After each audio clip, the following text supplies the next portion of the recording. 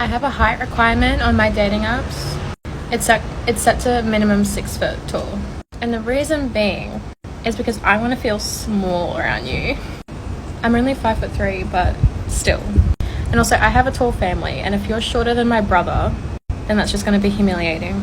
So I need you to at least be taller than my brother, and also tall enough that I can climb you. So 6 foot tall is my minimum. Preferably 6'2", but I'll accept 6 foot.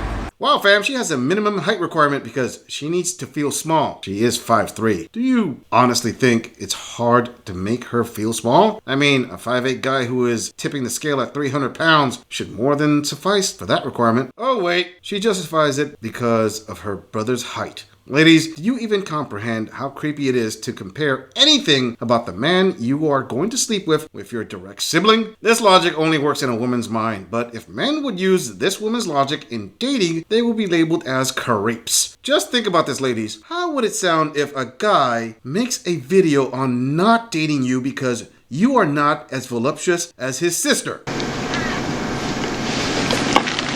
Note the feeling you just got at hearing that. Well, that is what guys can feel when you compare them to your brother. That is a depraved emotional justification to try and pawn off as valid. But hey there, Colleen. If you think of your brother when selecting your mate, more power to ya.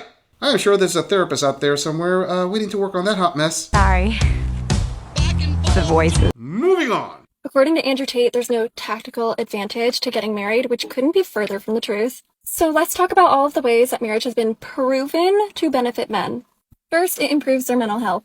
Researchers from the University of Chicago found that marriage and committed romantic relationships actually lowered men's stress hormones. Another study conducted by the University of Southern Denmark showed that married men had lower levels of depression. And then the Italian National Institute of Health reported that married men had the lowest rates of unaliving themselves. None of this is really all that surprising when you think about the fact that married people, they have a confidant, they've got someone to share their burdens with, and somebody to help just fight off loneliness. Marriage also helps improve men's physical health. One study found that married men had a 46% lower rate of dying from cardiovascular disease than unmarried men did. That same study also found that the marriage's happiness did not affect that lower rate, which suggests that simply being married, not even the quality of the marriage, lowers your chance of getting the disease. Another study found that in men diagnosed with cancer, those who weren't married were more likely to have a more advanced case at the time of diagnosis than men who were married. Oh, this is going to be fun. I love it when cherry-picked sections of a study are cited. Allow me to share the results of a quick internet search. Link in the description. First of all, the study she is citing is a 1990 study. Yeah, I am pretty sure marriage, outcomes, and demographics have changed some. Heck, even a study from Maripedia from 2006 gives more details than her first claim of married men are less stressed is cut off too short of an explanation. Maripedia reads, both adults and children in married families suffer less psychological distress than their counterparts in divorced families. Married men have lower levels of stress hormones, and married women experience less psychological distress. Married mothers feel more loved and intimacy, less ambivalence, and experience less conflict with their husbands than cohabiting and single women do with their partners. Isn't it convenient to leave out the marriage/divorce comparison? Now, the Denmark and Italian studies. They concluded that married men are happier than divorced men. Really? You think a man who has been violated in family court is going to be sadder than a married man? Say it ain't so. Ladies, let me point something out to all of you. Men would love to be happily married. They are designed for it. But modern family laws are designed to incentivize women to put in for that 70% plus divorce rate. You can argue all day long how marriage is good for men. It's meaningless if you purposely ignore how divorce destroys men.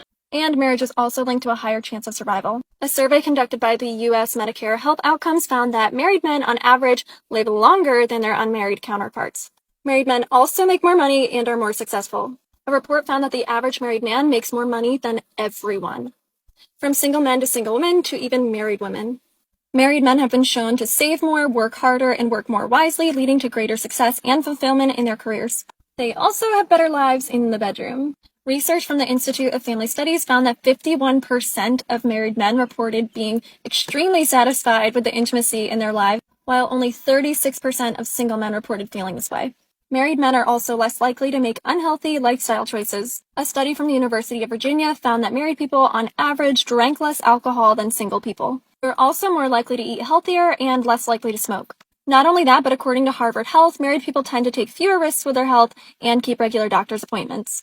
So despite the belief that marriage is women's way of trapping men for life, men actually reap incredible benefits from choosing to get married. Married men make more money. Okay, sister, ask a married man to compare his bank account savings with a man who never married or was never divorce violated and see the difference. Oh, when you're married, a lot of times the money you make has already been spent. There's a lot of expense that comes with a family. But again, it's just convenient to ignore these small, meaningless details, right? Yeah, married men really don't save more than a man who never married. Also, the bedroom fund in a marriage will eventually go down. Again, the convenience of not showing the ages of the single men that are not satisfied in an attempt to make her point extremely awesome. It's no secret that older single men have far easier bedroom diversity access than younger single men. Semantics, right, ladies? Question there, sister. Why, in the entire rant of this article you based this video off, were key factors excluded, such as the female-led high divorce rates, the ages of the couple, average duration length of a marriage, wealth lost by men after divorce, men's self-deletion rates after divorce, the men's loss of parental custody, men suffering from alienation of the children, the increased legal cost of the divorce, the loss of home and physical assets. All these were conveniently left out in this video. And the most obvious thing that should have been put in a video selling marriage to men is the drop in the US marriage rate. Yeah, men are for the most part not buying what you're selling. Squeeze me? Oh no, you dick. Moving on. I'm 46 years old and I don't have a husband to take care of me. I still need my mama. I still need my sister. It sucks. Because all the good men have gotten married in their 20s and 30s because they're good men. Some men are staging harass to bash and convince young girls to settle.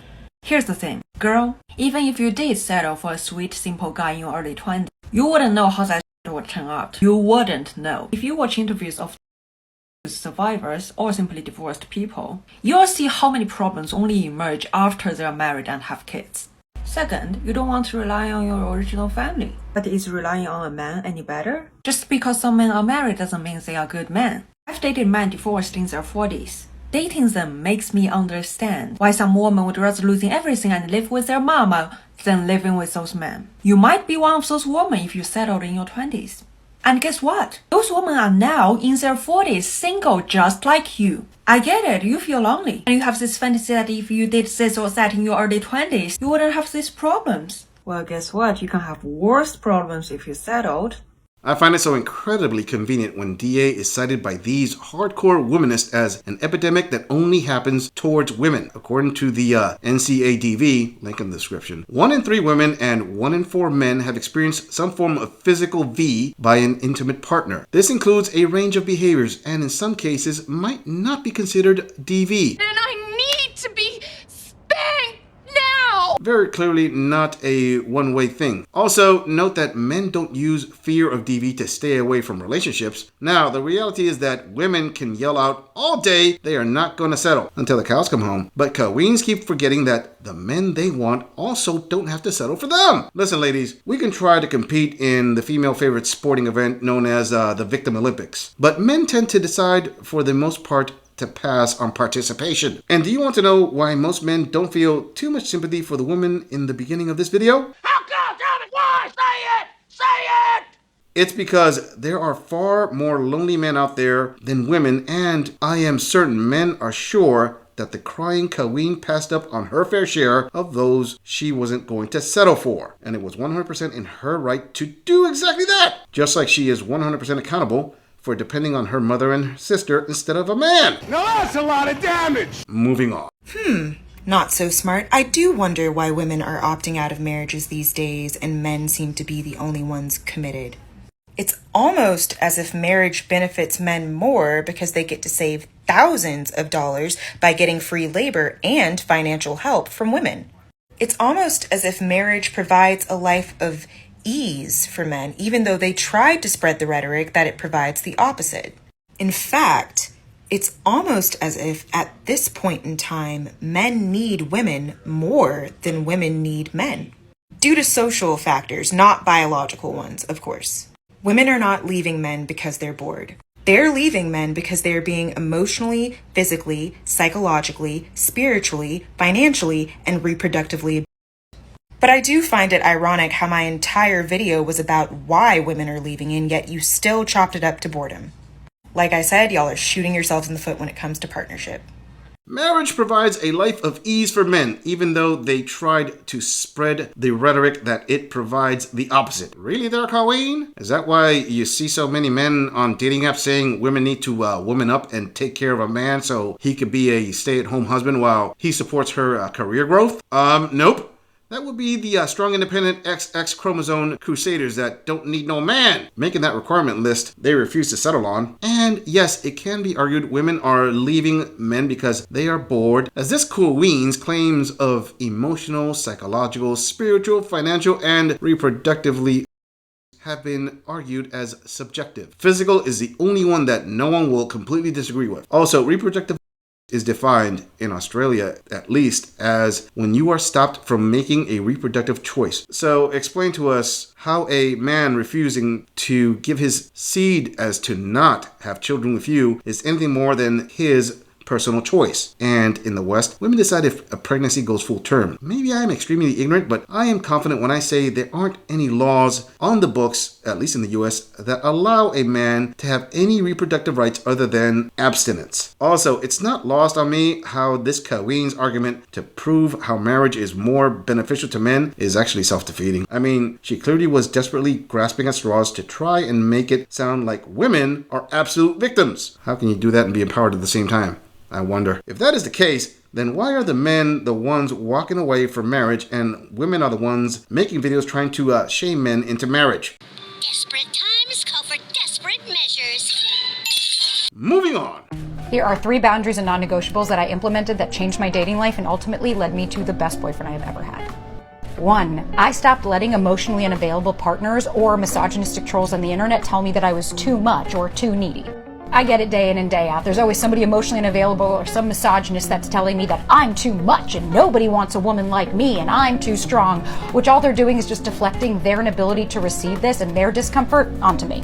I'm not too much. I'm not too needy. I'm not too anything. I'm exactly what is right for me, and by staying true to myself and not allowing other people's perceptions of me dictate who I am, ultimately lead me to the partner that accepts me for who I am and loves me for who I am. Our conversations aren't a problem for us. From the beginning, I've been open, honest, vulnerable with him. We've been incredibly emotionally available with each other. And now when we have issues, we never fight. We don't raise our voice. We don't curse. We don't say names to each other. We talk things out like 2 grown adults. We become closer. Now we have a really strong partnership together because I remained true to myself and didn't allow other people's discomfort with my security affect my personality. Okay, let's use her own numbers to address her non-negotiables. She said she stopped letting emotionally unavailable partners or misogynistic trolls on the internet tell her that she is too much or too needy. Surprise, surprise, surprise! Can any of my male viewers actually claim they are shocked that any form of critique or referencing of accountability can be lumped in as misogyny to be ignored by a woman? I'm not saying she didn't get any uncalled for comments. I am saying that it is a common female strategy to lump in any level of criticism as harmful, i.e., if it hurts her feels, it is unacceptable. Also, for you ladies who don't know much about this queen, she has a tendency to claim a new guy she is dating is what she is looking for until she breaks up with him. If you don't believe me, she made plenty of videos on tech guy she was dating as just one example. But I am sure she will claim I am another misogynist internet troll for stating that. No, how dare you? How dare you? No, how dare you? 2. I focused more on me and less on them. After I had my date with Tech Guy, I stopped wondering, oh my God, does he like me? Is he into me? Does he want to be with me? And I started focusing more on, well, how do I feel when I'm with him? Do I feel seen, heard, and understood?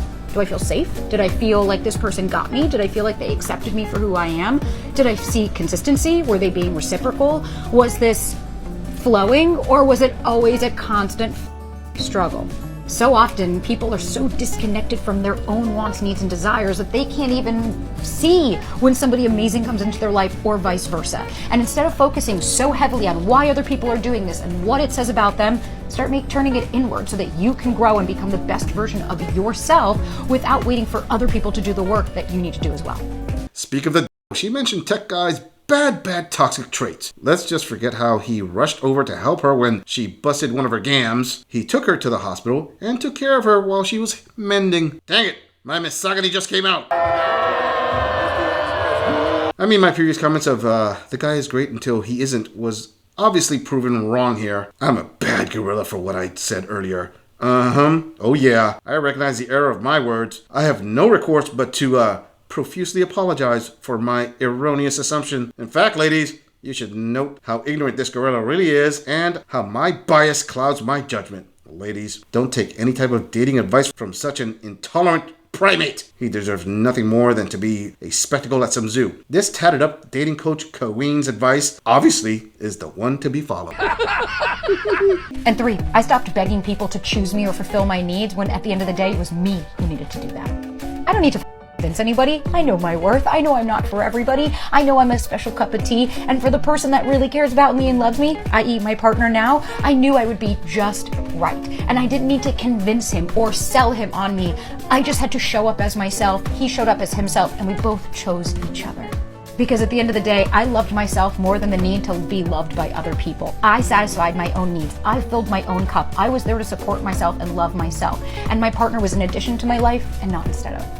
Which held prior that didn't match what it is that I wanted. Again, having boundaries and non-negotiables isn't, oh, you're gonna be alone forever and nobody's gonna want this girl. On the contrary, it shows strength, it shows power, and it shows security within yourself that you're not going to settle. Compromise is one thing, but not settling for behavior or settling for some of these misogynistic pigs that can't handle a strong woman that knows what the she wants and isn't willing to settle for anything less. She stopped begging people to choose her or fulfill her needs. I agree with the first half of that. I definitely don't agree with the second half. Who is she trying to kid here? The reason women claim over and over as to why they end their relationships is because women always claim the man didn't fulfill her needs. And yes, women end relationships far more often than men. Just a minute ago, she went through a list of needs she had that the all-so-awesome tech guy didn't fulfill. I swear this is a textbook example of the old saying, the blind leading the blind. But hey, if any man dares say anything different, it seems that she doesn't consider him anything more than misogynistic walking bacon. I'm just saying, if you enjoy this audit, click on the video in the end screen for more content. If you would like to support the channel, please follow the link in the description to donate to our beer fund. Or like, subscribe, and share this video on other social media platforms. If you agree or disagree with anything about this audit, please let us know in the comments. I'm going to leave this audit right here. I'll see all of you in the next episode.